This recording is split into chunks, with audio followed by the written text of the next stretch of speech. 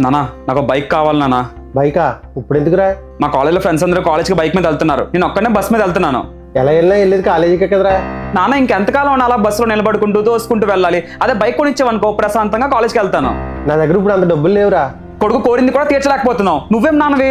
అదే అమ్ముండి ఉంటే బాగున్నావు, నన్ను అర్థం చేసుకుందును.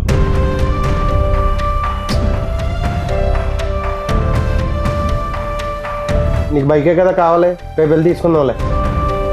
సరే నాన్న. అరే ఎంతసేపు రా, రెస్టారెంట్లో వెయిట్ చేస్తున్నాను, త్వరగా రండి. ఎరా పొగరుతో పని చేస్తున్నావా?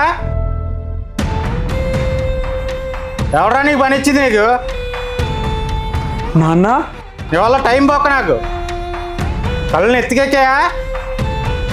సారీ, ఇగో నీ టిప్పు.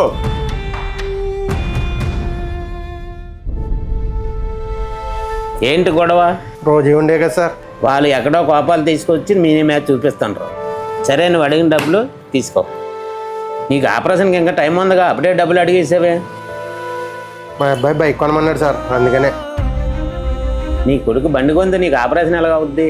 నాకేమవ్వదు సార్, నేను ఏం చేసినా వాడి సంతోషం కోసమే కదా సార్. వాడే సంతోషంగా లేనప్పుడు నేను బతికుండి ఏం ఉపయోగం సార్? సరే జాగ్రత్తగా వెళ్ళు. పిల్లలు కోరే ఆనందాల కోసం తల్లిదండ్రులు ఎన్నో త్యాగాలు చేస్తారు. మనం వాళ్ళని బాగా చూసుకోకపోయినా పర్లేదు, కానీ వాళ్ళు మన మీద పెంచుకున్న ప్రేమని మనం అర్థం చేసుకుంటే చాలు.